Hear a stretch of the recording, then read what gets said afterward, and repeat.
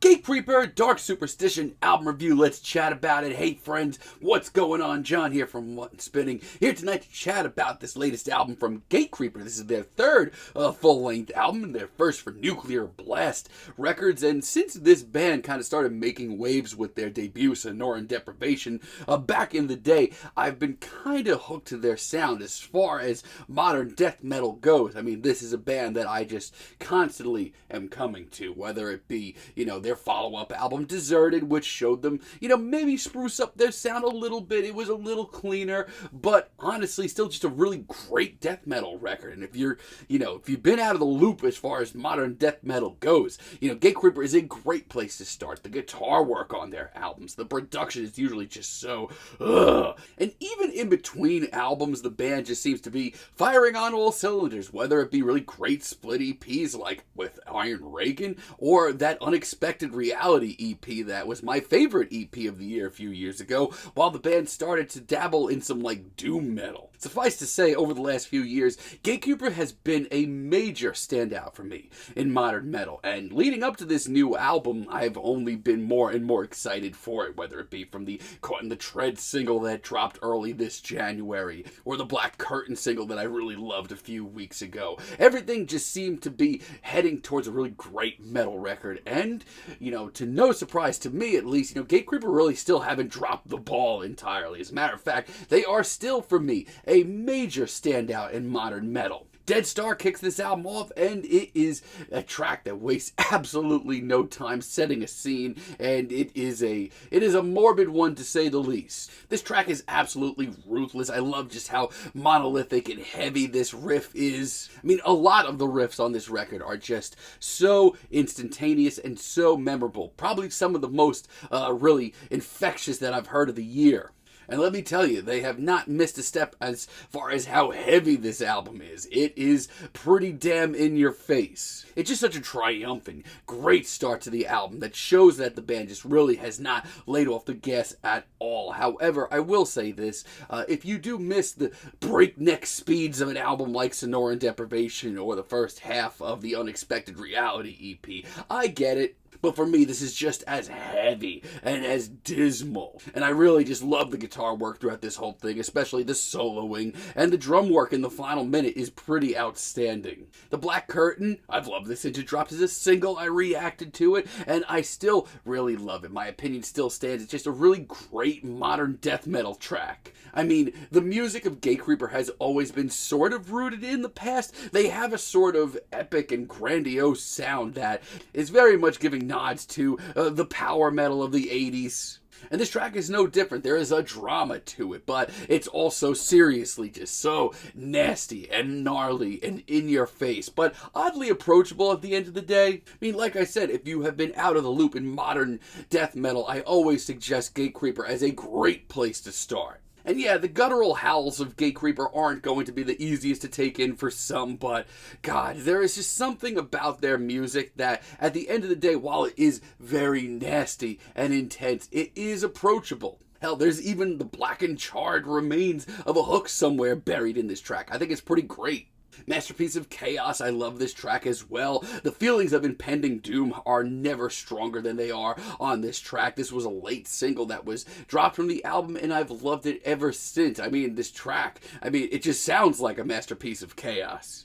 It reminds me a lot of what I initially gravitated towards the music of Gatecreeper for. The riff here is super memorable, and I just love the incredibly visual, dismal backdrop to this track. And of course, this track takes off into another thunderous jam that just keeps pummeling. And this hellish instrumental, from start to finish, from the wailing guitars to the drum fill, to just how great this production makes it all sound, it's awesome. Superstitious Void is probably one of the most straightforward and direct tracks here, but I don't think that's a bad thing.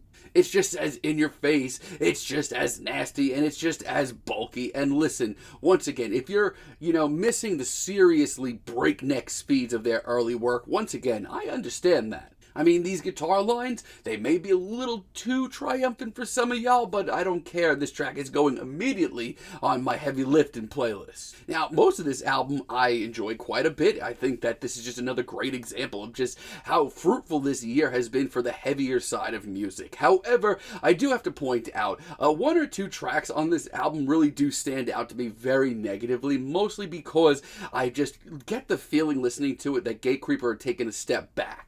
Tracks like Oblivion, for example, I hear this track, it's just a little too meat and potatoes for me. I mean, this just kind of comes off as an okay track from like their Sonoran Deprivation days. And that's not all bad. I mean, the riff is memorable and it is heavy. But everything else about this track just makes me feel like we've been here so many times before. It's just really more of the same, and that's something that I hope that we don't hear more of from Gatecreeper. And sadly, I have a lot of the same feelings on A Chilling Aura. I just feel like there's nothing new going on this track. It's a little bit too by the books. Like, this sounds like multiple tracks that they've put out in the past, but just a little less exciting this time around. I mean, it's okay. I mean, if this was on an EP, maybe I could give it a pass, but for me, this is just way too phoned in. I mean, outside of that, though, this is still just a really kick-ass death metal record, and Gatecreeper, I mean, over the last few years, they've still yet to really fail me. Caught in the Treads, I think it's the best track here, honestly.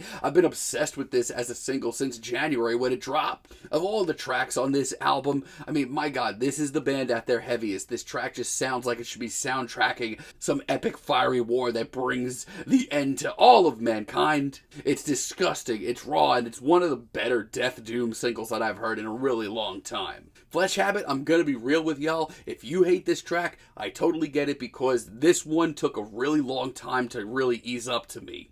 I mean, that groove metal inspired riff, I mean, if you're going into this album raw, I mean, if you hear that out of nowhere, it's going to be a lot to take in. This track is also probably the closest thing to a melodic track that you're going to hear on this album. But I do feel like Gatecreeper do it a lot of justice, and the epic vibes to this album make it work. If you want to hear the band just at their absolute heaviest and most throttling, Mistaken for Dead, give it a listen. I mean, it does give me a little bit of a meat and potatoes vibe, like this could have gone south, but honestly, just hearing the band this heavy at this stage in the album honestly thrilled me. It is so heavy. This is Gatecreeper at their heaviest. Watch that. It is just so heavy. This is Gatecreeper at their most off the rails, and I needed to hear it for a few minutes, and this is a really great example of it. And Tears Fall from the Sky as a finale. I mean, once again, if this isn't your thing, I totally get it. If you weren't into the much more doom-directed second half of An Unexpected Reality, you're gonna hate this. But this is so good because I love hearing Gatecreeper push their sound to just try something a little bit different, and that's what we get here. And the result is this sort of just monolithic, very emotional, very tragic doom death metal track, and it is glorious. It is equal parts brutal and harsh, but just emotional enough. And if you don't like this, I totally get it, but this is the kind of track from Gatecreeper I can eat for breakfast, lunch, and dinner. Most of this album is just really solid death metal from one of the finest artists doing it today. And yeah, it's maybe not their fastest or most throttling or most intense record, but the band just sounds so great right now.